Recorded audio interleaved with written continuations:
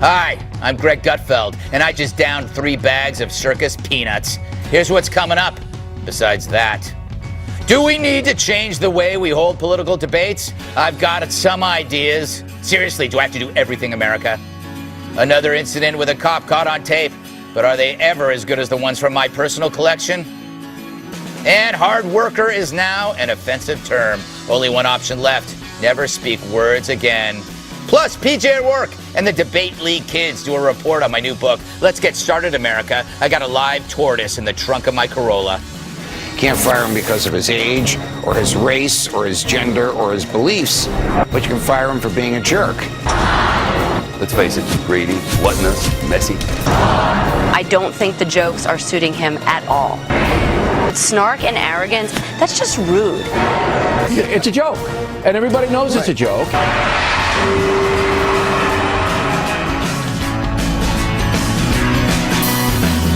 So here's what I learned from that last debate.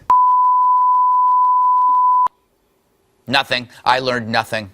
I actually think I lost information while watching it. True, the debate was like a substance-sucking machine. The more I watched, the dumber I got. By the time the debate was over, I had the IQ of Lincoln Chafee.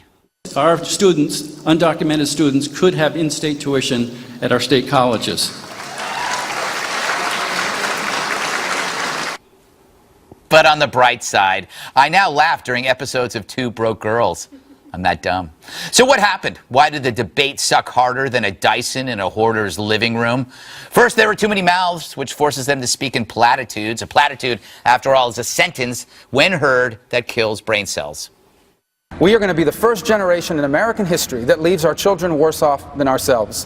The government has no business. Millions of Americans rose up against amnesty. Trillions and trillions of dollars in debt. I think, though, government's too big now. Meanwhile, the moderators ate up all the time with their heat-seeking questions. Yes, the moderators, the other reason why the debate stunk like egg salad in a hot car. Mr. Trump. Yes. You've done very well in this campaign so far. Let's be honest. Is this a comic book version of a presidential campaign? When they say you act like you hate your job, do you? I talked to economic advisors who have served presidents of both parties. They said that you have as much chance of cutting taxes that much without increasing the deficit as you would of flying away from that podium by flapping your arms really hard. Everyone's accusing CNBC of bias, but that network is no Occupy Wall Street. It's a fishbowl for retired fist-bumping stockbrokers. It's the hosts who rattled off sloppy questions like unprepped speed daters. They were like a pot of bad coffee at an AA meeting, cold and bitter. Solutions? Change the format. Make it a fight club with words. Pair off the candidates for speed rounds. It'll be like rap battles without the misogyny or visible underwear. Or split them into groups, ditch the moderators, round table it, make it like the Five, but with shock collars. Or last, hire me to ask the questions. I promise I'll do it sober for the first hour. Sadly, the solution that Priebus offers, suspending the NBC debate, which is nuts. The best thing that could happen to the Republicans is to unite against the one thing everyone hates, smarmy, posturing media hacks. See, the hosts were the Goliath to the candidate's David, so I reject that role. People love to be David.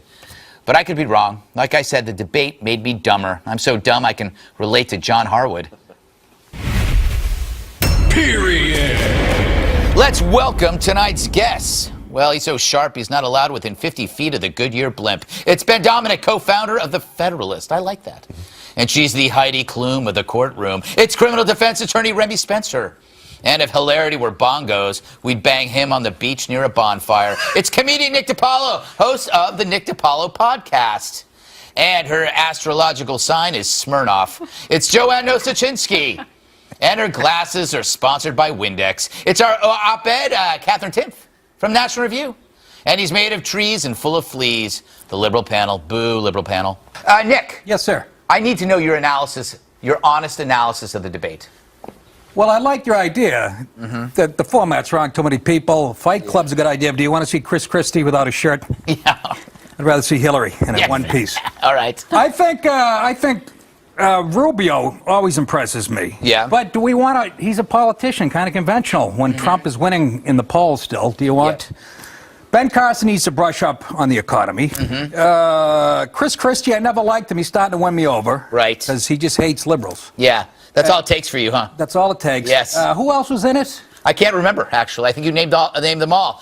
Ben, thoughts on, do you agree with him, or do you find him to be... I think his political analysis there is pretty dead on. I agree with your analysis of what this debate did to the general American mental situation. This was Thunderdome for brain cells, 2 enter, 1 leaves. Yeah. But this is a situation where you had these moderators, guys like John Harwood, who we at the Federalist, others warned about in advance. I mean, he's the inventor of Harwoodisms, which is a question that combines the perfect balance of stupidity and pompousness. Okay? I mean, every single question that was being thrown at these guys. And the funny thing about it was, this was supposed to be an economic debate. They didn't ask about Wall Street regulation. Yeah. They didn't ask about too big to fail. They didn't ask about trade policy. They didn't ask about any of these things. Stephen Colbert asked Hillary Clinton about that the other night, and that's the sort of thing that you expect from CNBC. They didn't do anything like that. Remi, you're what are you, a defense attorney? I can't remember. A former prosecutor. Who murdered at the debate and who got killed? See what I did there? That was great. Thank you very much. Well done. I'd say everybody got killed. Quite frankly, I think that the network and the hosts were trying to emulate what Fox News did with the first debate. Megyn Kelly was really the winner of that debate, and I think every one of these 3 hosts, moderators, were trying to make the name for themselves, taking the spotlight away from our candidates. So you blame Megyn Kelly. Is that what you're doing? No, but it's an interesting point because what's-his-face, Harwood, started off with a Trump question, but it wasn't substantive. Yeah. But it was basically he was trying to pull a Megyn. Yeah, exactly. If the purpose of this debate was to make Harwood and the other 2 moderators the stars of the show, increase revenue, advertising for CNBC, well, you know, that's what they did. We're all talking about the moderators because the candidates didn't say anything. It's basically what you're saying is it's not bias, it's ego. Exactly. Ego in TV, who would think? Well, it might have done the network some good because of the ratings, but Harwood, who's going to believe anything he says now? He's finished. Yeah. Career altering. Yeah, career. When the audience there is booing you, it's not just all of our analyses afterwards. In real time, the audience is booing him, and I think that does speak to the climate of America. Yeah. And what I think is so wrong with these debates now, like you said, with the format, everyone has to speak in sound bites. Yes. Is the thing. No one actually gets their policies across. I was watching Happening Now the other day, and Jenna Lee was asking Lindsey Graham questions about Iraq and Syria, and he spoke maybe for 3 minutes. Yes. And I learned so much about what he would do if he were commander-in-chief with our military. It made me want to vote for him, just on foreign policy Don't alone. ever make that mistake. How can you not like Lindsey Graham? It was I love Lindsey Graham. I actually heard his ideas, and they were great ideas. These debates, you aren't hearing what these candidates would actually do if they were in the White House. Lindsey Graham is the guy, is the uncle you enjoy to go fishing with, and he takes a little nip out of the bottle, and he tells you really cool stories. Yeah. And then you leave when it gets dark. Yes. No matter what you ask him, doesn't matter. It's about the economy. Yeah. I'm going to kill Iran. But on that topic, it's wonderful. How are your eggs this morning? I'm going to kill Iran. All right, let's go to our brainy lady, Katherine. Huckabee was talking about his grandkids. Are there any facts about grandkids that you might have? Yeah, well, Huckabee was saying that he really cares about the country because if it's ruined, is going to have to carry his 5 grandkids through the charred remains of America. But Trump actually has 7 grandkids. So he would have to more. It seems like 7's more than 5, so even more grandkids to walk through the charred remains. And so does Bernie Sanders, actually. He has 7, too. He has 7 grandkids. Well, yeah, and if you look at what Hillary's doing, aren't grandkids what it's all about? Yes, I believe so. It's all about who's the grandparentiest. I'm skipping the whole the having kids. I just want to have the grandkids. Yes. I don't know if that's biologically possible. Yeah, I'm not sure. Yeah, can you adopt grandchildren? That would be great. Yeah, but I think you'd be investigated. Spoil other people's children? Yes. Liberal panel, I got to ask you, would the moderators have been like this to Queen Hillary? I loved this debate. I don't know what any of you are talking about. The debate was awesome. CNBC is great. I've never watched it before. Is it like MSNBC? It is. It's owned by the parent company, NBC. Hillary Clinton would have destroyed John Harwood because she's not afraid of TV moderators like conservatives are. Wow, all right. You know, actually, I almost might agree with them. why cancel is canceling the NBC debate good, Nick? Yeah, NBC is, come on, they're the ones who got Obama elected in the first place. They've been carrying his water. They're the most liberal. They don't even try to hide it. So, yeah, why would you? But that's my point. Then you should do it. Does it expose them? Yeah, expose it. I think you have to expose them. Canceling the debate is more about getting Reince Priebus back on the side of everybody else. Him pointing at NBC saying, they're the bad guys, don't get mad at me. And so, yes, it serves to his benefit. But I think ultimately this is a scenario where the leverage has been with the networks for way too long. They get to determine too much of this. You should have given the debates to the conservative media partners directly and then had them negotiate with the networks. Both places would benefit. They'd still get the ad revenue, but you'd have the conservative media partners in the driver's seat. We can't find a neutral place to have the debates. Yeah, that's hilarious. That's the beauty. What does that say about this? Yeah, but we should expose them. You know who would have gotten Nat Geo. What? Put it on Nat Geo. Yes, TV Land. Have a guy in a grass skirt. TV Land, have the remaining cast of the Golden Girls ask questions. Have them play Jeopardy. Yes. Get Alex Trebek, everyone loves him. Perfect. Oh, he's Alex a pompous Trebek. lib. Is he? Oh, he's a pompous Canadian. You'd still learn Well, of more. course, the liberal panel loves him. I want to bring, you know who would have gotten my vote in that debate would be the person who had answered that question about the greatest weakness. Honestly, what's your greatest weakness? Wouldn't it be great if somebody said, you know what it probably is? The oxycodone. or you know what? I like to go out late at night and hunt drifters. Just because instead, it's just that was the dumbest question, and that set the bar really, really low at the beginning. But it tipped their hand. It showed CNBC what they're shameless. Yeah. Like, what is the worst thing about you? Tell us right now. That's what they open with. I mean, also, you know what it was? I felt like it was a debate from an episode in West Wing. Like they were actors playing moderators. Yeah. All right, I got to, before we go to break, we have a helpful video here for our younger viewers out there, ones in their 40s. We've been hearing a lot about tax reform from the presidential candidates recently. But does everyone understand how our tax system really works? Behold, it's our latest installment of News for Kids. So, what are taxes and why are they important? Well, taxes are sums of money the government takes from you every year to pay for stuff.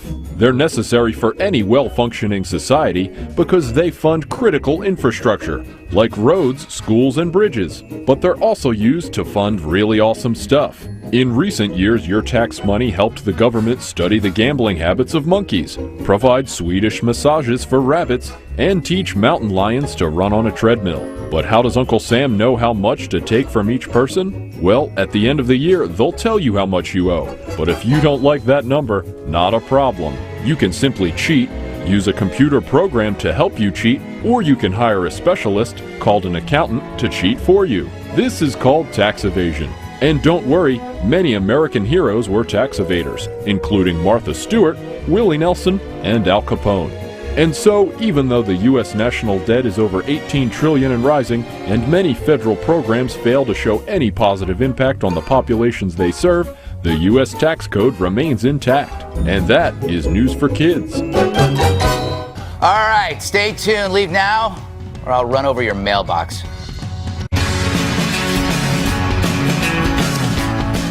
Earlier this week, a sheriff's deputy in South Carolina, where most sheriff deputies are located, forcefully removed a female student from her high school classroom. But unlike that time I bench pressed a Buick, this incident was caught on camera. So how did CNN report this story? We investigate in a segment that we're calling Tapeworm. You see, in an attempt to clearly explain the nuances of this particular situation and provide their audience with all the information necessary to come to a reasonable conclusion, CNN decided to play the clip until your eyes bled. Miguel Marquez begins our coverage out front. 16-year-old female high school student being forcefully disturbing encounter can be heard. Any measure we can. Have you heard? No, I'm not based upon determined officially by the legal system. The next 24 hours about what?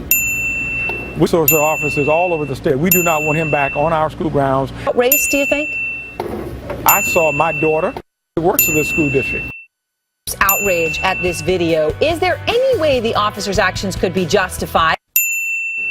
Now, this is post-punch. Yep, it gets Caught there, in it's the caught. desk, See the strike. punch. Chair Fall. goes back. Her legs get caught. We see the start in. There's already an altercation happening. 22 times.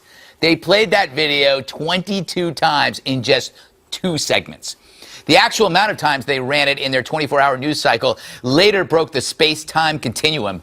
Meanwhile, the officer involved in the situation, Ben Fields, has since been fired from the school, but on Friday, over 100 students from the high school held a protest by walking out of class, which I think they just used as an excuse. But anyway, but in support of the school resource officer. So I ask, was it necessary for CNN to treat this video like it was a Zapruder film? Ben, you're about to explode. Back and to the left. Yes. Back and to the left. Yes. Back and to the left. Yes. No, see, you have to analyze every aspect of this video in order to fully appreciate it. Does this help the country? You know, we've got so many fractious identities and things like this. Is it great to just keep showing this over and over again? I mean, you just want to make sure that everyone has fully understood all of what's going on in this very complicated. I need to see it 22 more times. Remi, you are a lawyer. If the teenager, strikes the cop, and the cop is there to maintain order, and the child also is refused to leave and can't leave, what is his recourse? Well, they have standard protocols. They have procedures. They're trained to de-escalate a problem. That's his job in a high school. It is not as if he is coming after a criminal suspect who's armed and dangerous and fleeing from the police. She's not a double homicide suspect. She is a high school student who refused to put away her phone, and then when asked by the teacher and by the administrator to leave the classroom, she refused to leave. He comes in, and we are told that there's something that happens before the video is turned on where she lunges at him or strikes at him, and then he pulls her down. Obviously, that's a sensational video, and it looks really bad for the officer. And as a lawyer, as a person, I would say he probably didn't follow protocols. I have a feeling that you would take the girl as a client, make a lot of money. Nick? I don't want to say they show that too many times, but the cop and the girl got their SAG cards yesterday. Full dental, full health care. The residuals alone. Yeah, residuals alone. They got a series coming up at NBC. That happened to me, by the way. I got caught cheating in math. That's what I teach you. But why are the cops handling these situations anyway? That's a good my point. question. And why did why are they every social kid have their workers? phone? Why are they social? Cops shouldn't be social No, workers. we have better stuff. We have people getting shot in other places. Yeah, but I said this last week on the 5 about charter schools. Caring parents like charter schools because they worry that there aren't caring parents dealing with the students that are there. So it's like, that's why you have cops there, Joanne, because nobody's minding the store. Did that make sense? Well, and also, I mean, maybe I'm too privileged, right? But I grew up in a school where our resource officers, you were just like high-fived them. Like, they really did nothing. Yes. They only just like caught you if you were ditching class and were walking out to your car. And then they'd bring you to the principal's office. Like, that was about it. So I don't know that I can really speak to the climate of what this school is. But it's so funny that this all started apparently because she refused to give out her phone. And then we are playing cell phone videos that kids whipped out their phones to take videos. This could be one of those science fiction short stories where on her phone she is watching video of her. It's like one of those weird movies that just doesn't end, and she's like going, "Look at me, I'm falling," and then she's stuck in this world where it's like there's a short story in this. Philip Dick, it's a Philip Dick story. What is it? What the hell is a resource officer? Well, I'll tell you. Could you help me out, lawyer, please? None of us here, I don't think, have children of our own that are currently in a middle school or a high school. I agree. In my practice, I can tell you I have learned, to my surprise, that just about every middle school and high school in America these days, post-Columbine and all of the other terrible, tragic things that we know happen in these public schools, have police officers. A lot of them have now I'm for it. metal detectors. They're there for the terrible, tragic things. What happened here was it's certainly not that, and it was an officer probably overreacting. All right, real quick, but you just convinced me that there should be cops. Kat, desks. What's with the desks? Yes, the desk in this video, as are in many schools, the mass-produced single-unit desk with the laminated table and the plastic chair, which was what made it a little difficult to get the student out of the desk. But it does make classroom cleanup much easier. I get it Imagine if you had to move the desks and the chairs individually. That would take twice as long. That is true. Liberal panel, I bet you think the cops should be in jail for life? No, I'm just surprised that, here's the thing. If this little girl had been a Muslim who built a clock, Fox News would have been covering it nonstop. Trying to figure out if that's right. I'm trying to think. Would we have shown it 47 times? Yes, we would have. All right, liberal panel, you bested me on this one. Don't go anywhere. We got lots more stuff, including my interview with the great PJ O'Rourke. But first, a word from our sponsor. Tonight's show is sponsored by the William DePayne. Tired of shopping at 2 different stores for windows and pictures of your favorite TV personality? Well, now you don't have to, thanks to the William DePayne. All yours for 8 easy payments of silver. Thanks, William DePayne.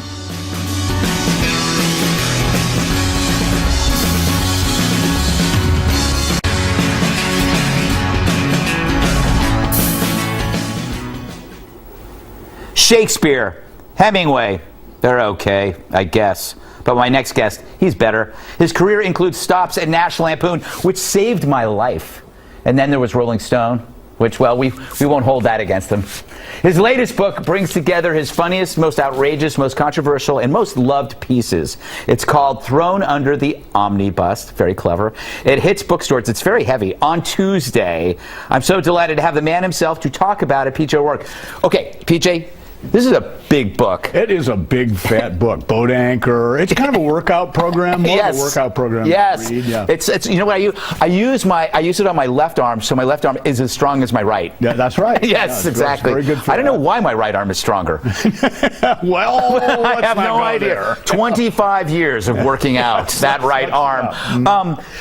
This is amazing. Is it safe to say that everything in here was written on a typewriter?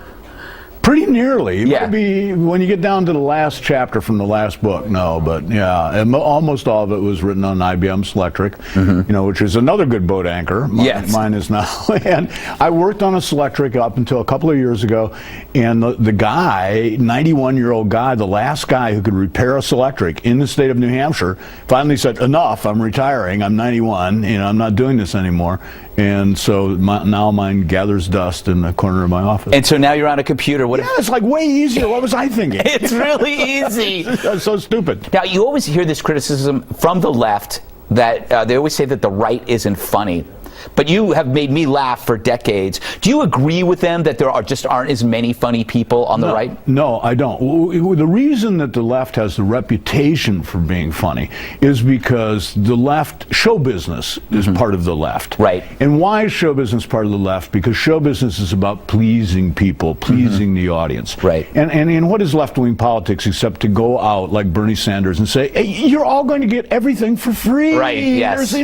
It's all free and everybody's happy and we love you. And we love you no matter what. Whether you can change your gender, you can change your race. We love you unconditionally and everything's going to be free, which of course is a big lie. But comedians are in show business, and so they tend, with a rare exception like Dennis Miller, they tend to be left-wing, as all show business people do. And actually, if you go back over the history from like Jonathan Swift on of humorists, of course they're more conservative than not, because what makes us laugh? Things that are different, things that are new. Yes. Conservatives hate things that are different and things that are new. Yes, so, that makes sense. Yeah, what do you remember writing first, and then what do you remember writing first that was published?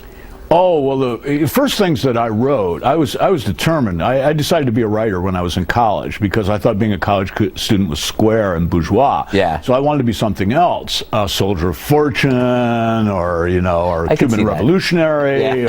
But these jobs seemed to be taken, or they were far away from Miami of Ohio where I went to school. And so I decided I'd be a writer. There was no quality control in the 60s, so I'd just write stuff, poetry or prose or the letter X over and over and over again. Poetry is great for picking up girls, but not for a paycheck. No, not for a paycheck. And it turns out that in order to be an incomprehensible poet or novelist, it really helped to be dead. Yeah. That's so true. Like James Joyce. I want to know about the story when you were held at gunpoint. My first experience as a war correspondent, Civil War in Lebanon in 1984. And I got myself down into South Lebanon, which was held by Hezbollah, the same Hezbollah that's fighting for Assad right now. Great bunch of guys. And I get stopped at a checkpoint. by this, manned by, I should say buoyed by, this 16-year-old with an AK-47. Yeah. And, America's Satan Devil t-shirt.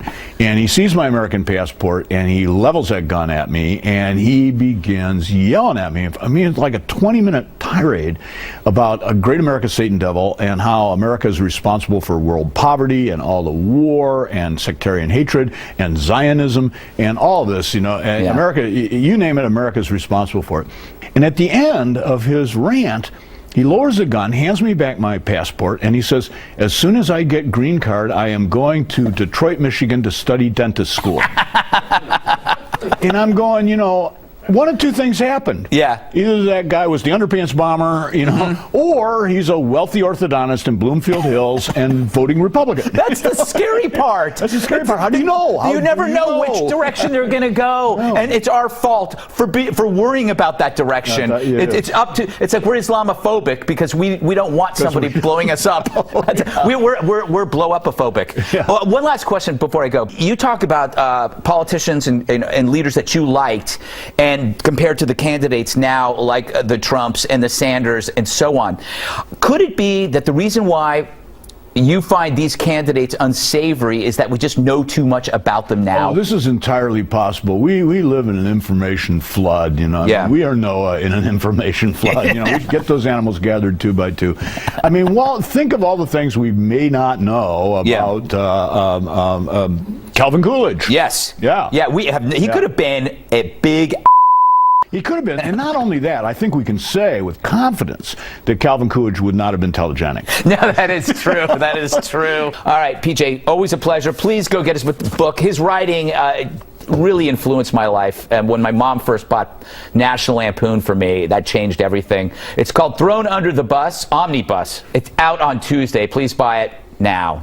The kids from the New York City Urban Debate League are back. I gave them a special project to do this week, and it had nothing to do with watching that last horrible debate. They're up next.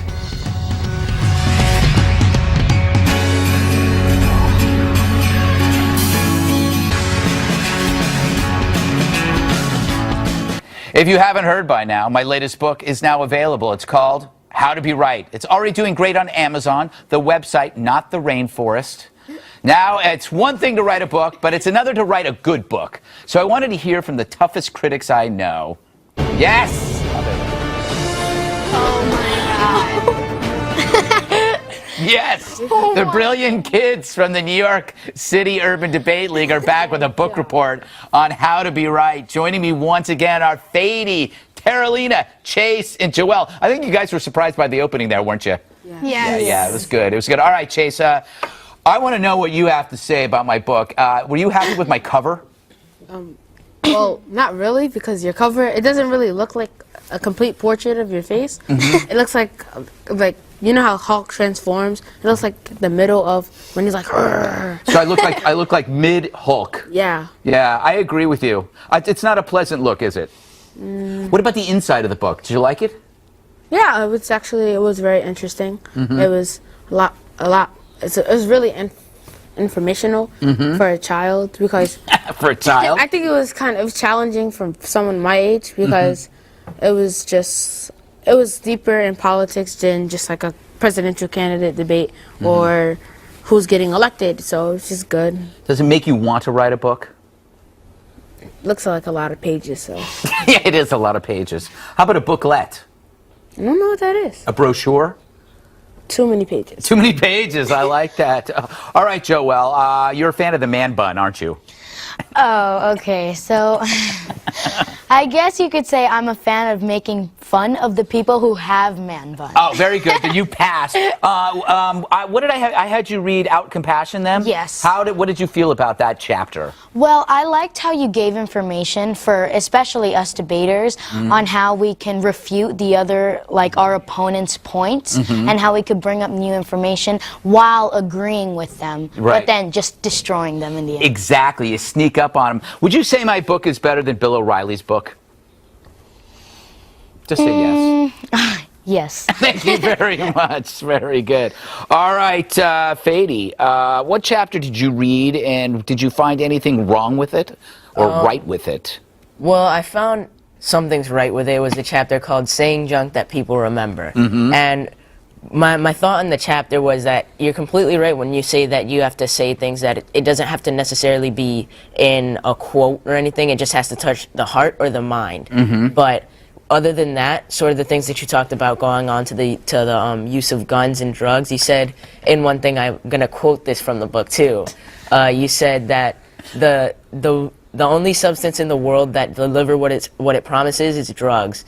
And people use drugs because they're good.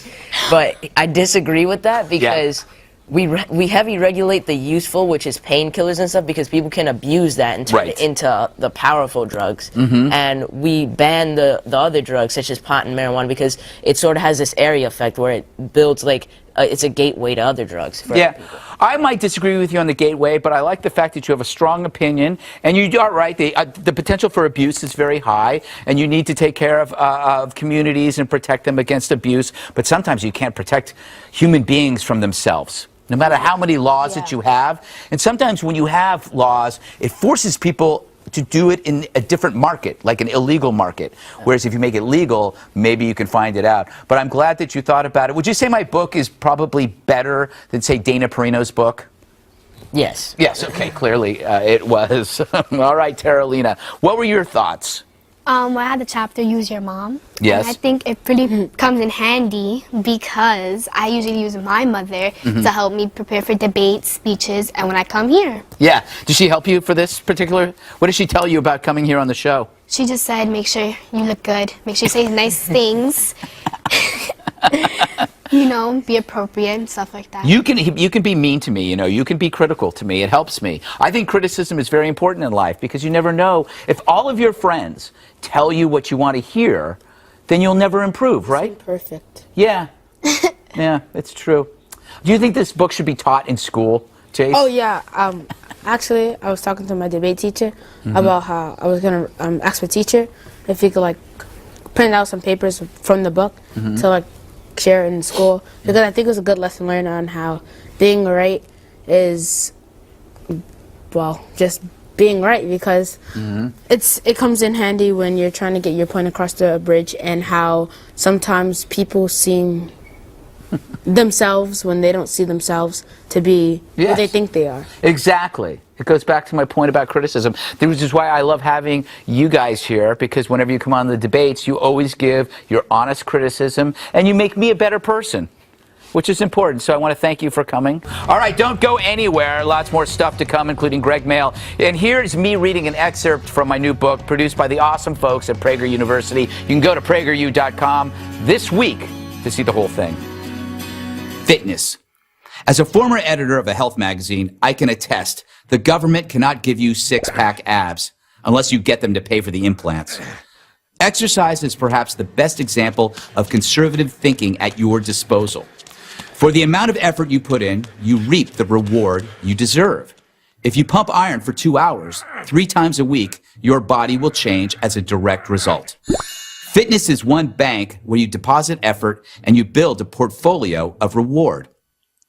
There is no affirmative action in exercise. One muscle doesn't get special dispensation because it's smaller or weaker. There is no minimum wage safety net or unemployed bennies for your glutes. You're either in shape or you're not. No one is going to redistribute my awesome pecs.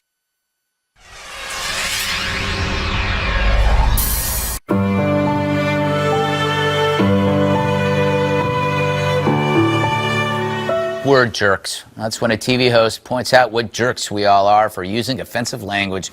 This week, we give big thanks to MSNBC host Melissa Harris Perry for being a force against evil in this world. Words. Words.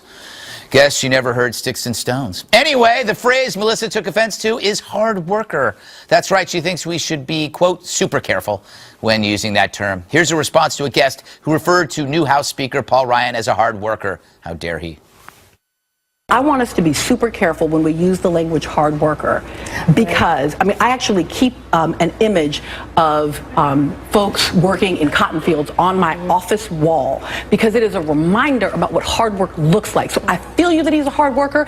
I do, but in the context of relative privilege. And I just want to point out that when you talk about work-life balance and being a hard worker, the moms who don't have health care, who are working on, I understand that. But we don't call them hard workers. We call them failures. We call them people who are sucking off the system. No, really, y'all do. That is really what you guys do as a party. That is very unfair.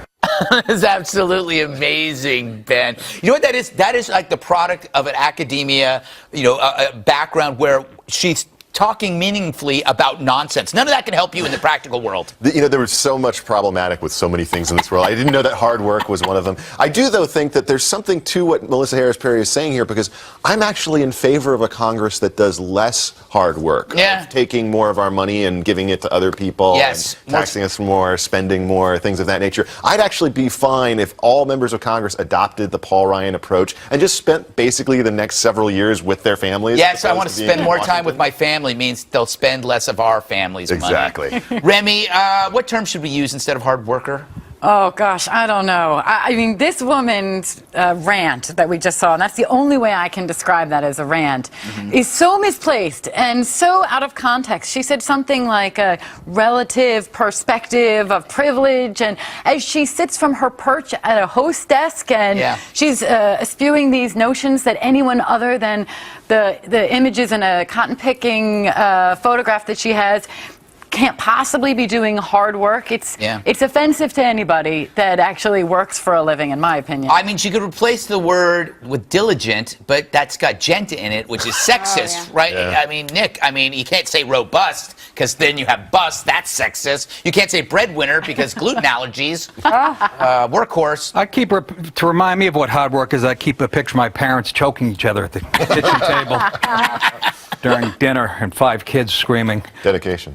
I don't know, ask John Boehner if being, Speaker of the House is hard work. Yes. You know what I'm saying? He's got 12 glasses of scotch a day. Yeah, crying at the end of every day. And Paul Ryan's an establishment Republican, isn't he? Yeah, good luck trying to keep order in that house with the Freedom Caucus. Be working like Chicken George. Wow, a throwback to Roots. That's right. So only I grew up with that. That was a great series. Me too. So watched it as many times as I watched that video on CNN. Yes, Joanne, what is the next word to become offensive? I've lost track. Oh, my goodness. We're just not going to talk anymore, I don't think. We're going to just gesture, but then that could also be wrong, because that's offensive to people who don't have limbs. But you know what? You and Melissa Harris Perry have a lot in common, though. You go off topic a lot, and you like to talk about yourself. And you have theories. So, I mean, aren't we all kind of the same? And you hate white males. How did you know? All right, Kat, a lot of people have to start apologizing if hard worker becomes offensive. Are there any that you might be concerned about? Well, College of the Ozarks in Missouri calls itself Hard Work U. Really? Yeah, well, because you work through school and you don't have any debt. So the idea is that you work through school and you don't have any debt, which is hard work. Yes. So maybe they could change it to hard work within the context of their relative privilege U. That's nice. That's a hell of a sweatshirt. Just for her. Yeah. Lastly, liberal panel, you probably watch Melissa Harris Perry every day, don't you? Love her. Yes. Look, conservatives who pull themselves up by their loafer taffles from upper class to upper class are hard workers, Greg. Yeah, I agree. Yeah, because there's no such thing as a rich liberal, right? No such thing. It's hard work to care. Yeah, I know it is. So much. All right, shut up. All right, what do we have next? Gregmail? I hope so. And How to Be Right tour, it's underway. Here's a look at where I'm going. And if you ever want to appear on this show, Tuesday is your chance. I'll have a camera crew with me on 3 stops of my book tour. This Tuesday, Cincinnati, Louisville, Indianapolis. See you there.